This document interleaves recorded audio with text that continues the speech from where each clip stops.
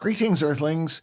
Well, my voltage regulators have arrived, LM309Ks. I got some spares, in addition to the two that I need. Well, two. I'm going to replace both because that's just sort of the way I do things. When there's a pair of things and one's bad, I'll just go ahead and replace both of them. So those are the ones I'm going to use. I do want to test those before I put them in, though, and we'll get to that. But while I was waiting for these to arrive, I went through the boards and replaced, checked the resistors. There were a whole bunch of carbon composition resistors in there, and so I replaced again some that were out of spec and some more. I didn't want to turn this into a full rebuild and replace them all, so I tried just to stick to those that needed it, but I ended up doing more than actually needed it. Over here you can see these are these are the ones that I replaced, so that's, again, more than I expected. But it'll be fine. Some of those are out of spec, some of them are in spec, but again, you know, where there's a pair of them and one is out of spec or close to out of spec, I just replace both. I got some LEDs for the to replace the light bulbs. Now these, I tried to find LEDs with a wavelength that would approximately match the neon, the color of the neon bulbs, so that those will look cool. I don't know. The original were just regular incandescent bulbs. There is a bit of a filter on it, but I wanted them to look kind of like they were neon also. So what else have we got? Oh, right.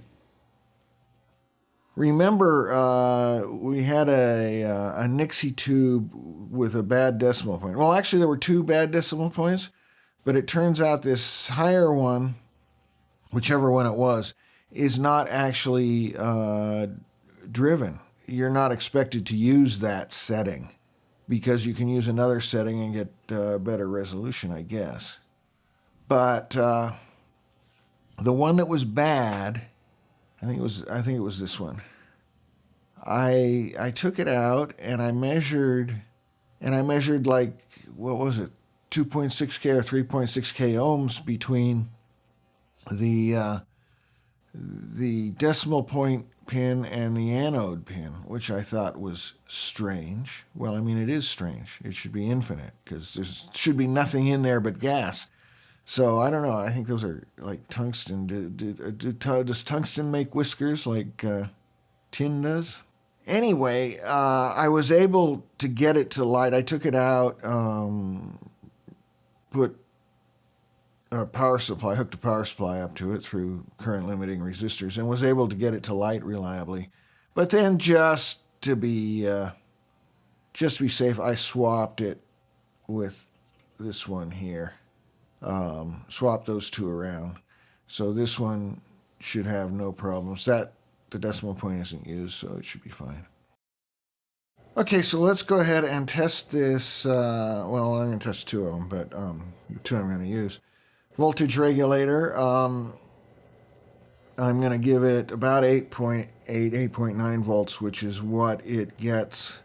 Oh, I should go back and mention on the when I went through the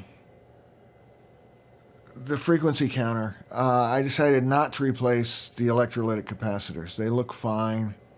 They're old, like 1975, but they measure okay, so I'm going to leave them alone for now. Again, I didn't want to do a full rebuild on this thing.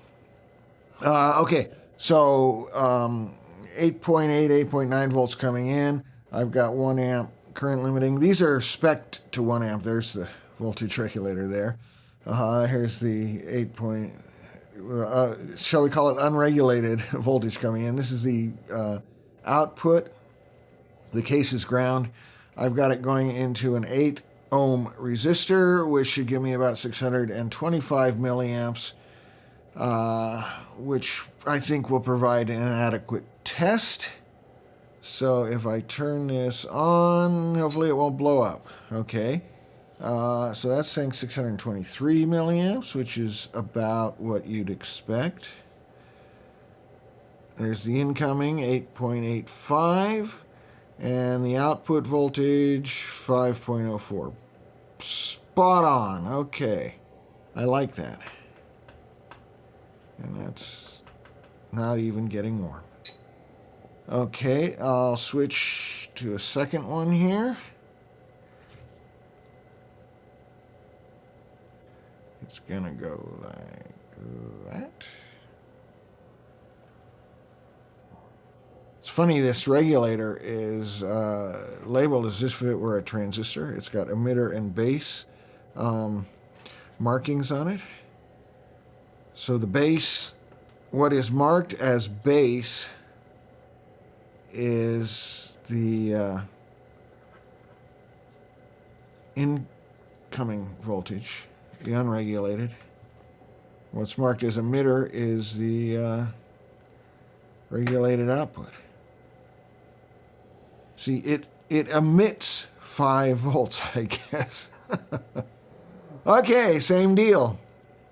626, okay. That's good. 8.85, just like before. 5.06, that's close enough.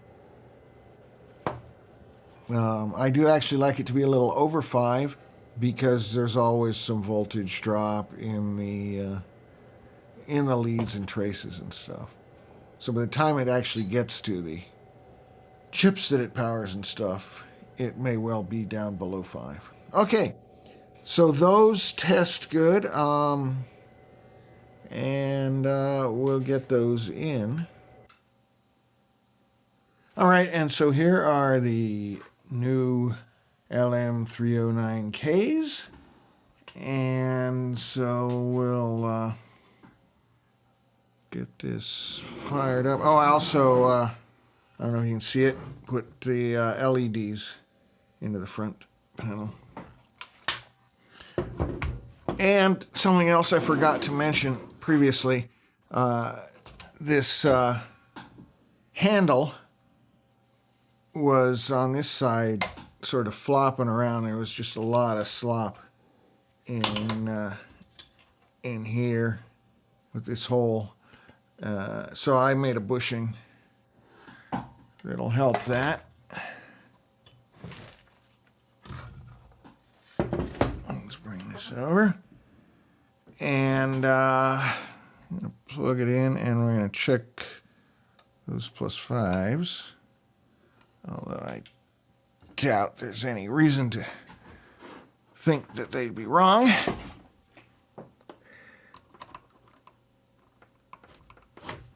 Okay. Powering on. There's no input at this time, but you can see all the lights light up. Random because there's no input. Showing 9.1 volts, that's the unregulated. This guy has 5.08. Go on the 20 volt scale. Yeah, 9.2, my. That's higher than it was. 5.05. And this was 5.04, I think. Yeah, okay. So those are reading fine. Now you can see, okay, so let's look at my LEDs here. I think I was lied to because I looked up online what the wavelength of neon light is, and it said about 630 nanometers. So I got these LEDs, which are 621 nanometers, but they're too red compared to the Nixies. This, I have some just old-fashioned standard amber. This is 602 nanometers, and it's actually closer to that color. That's not a good thing. To that color than the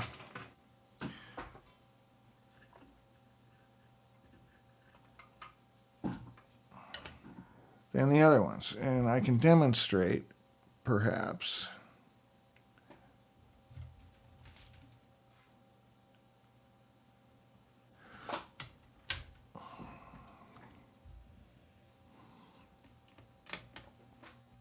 You see that?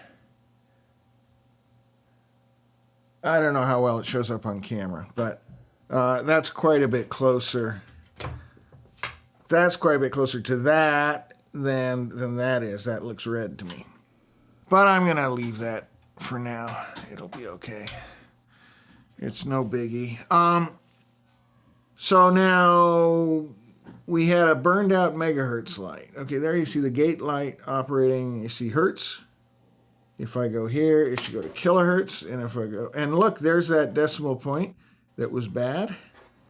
And if I go there, I go to megahertz. So those are all now readable, visible. So let's try, I'm going to power this up. My signal generator, hook it back up and see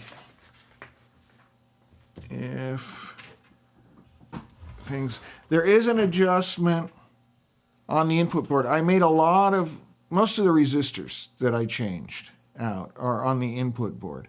There is one adjustment on the input board, and I don't know what proper way to do that adjustment is because the online manual for this, the scan starts at page, 60, and the instructions for that adjustment are on page 56.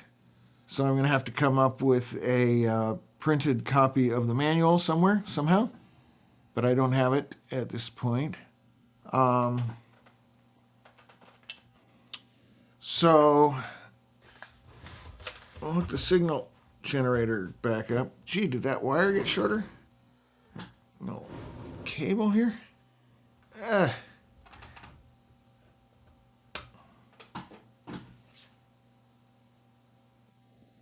Okay, I want it on, let's go to 100 kilohertz. That's where we started last time.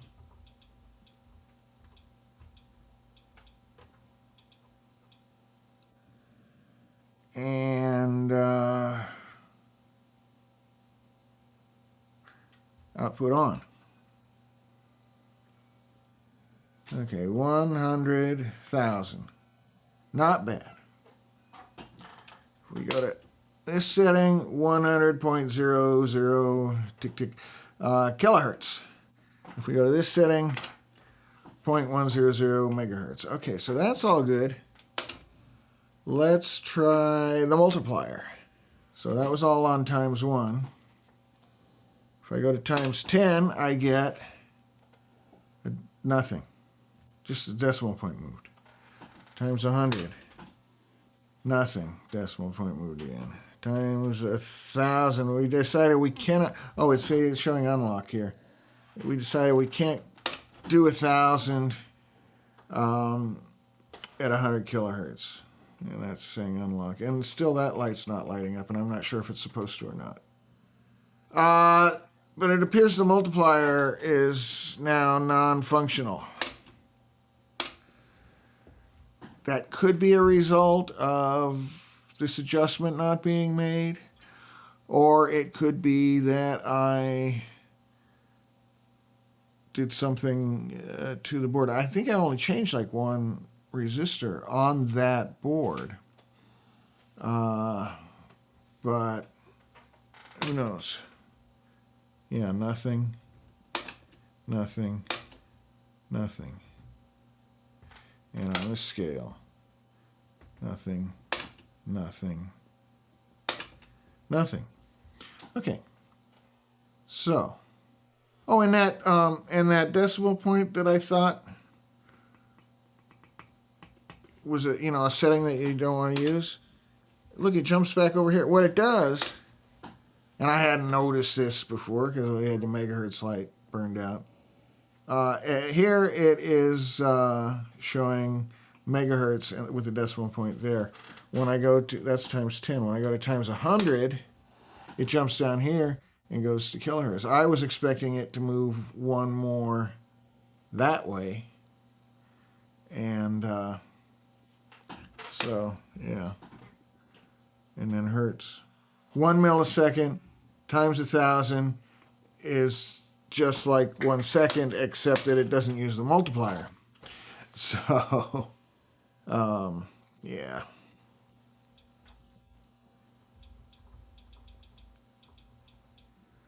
So let's go up to 100 megahertz, and that still seems to be working. The count seems to be off by more than it was, and that's probably, I'm going to guess, a result of different voltages. Well, plus the resistors to change. Well, I didn't change the oscillator itself, so I'm thinking it's more an issue of, or a result, I won't call it an issue, but a result of running a different +5 value into it. So, that's where we're at. I need a printed manual to proceed from here, and then I may have to debug the multiplier board. We'll see.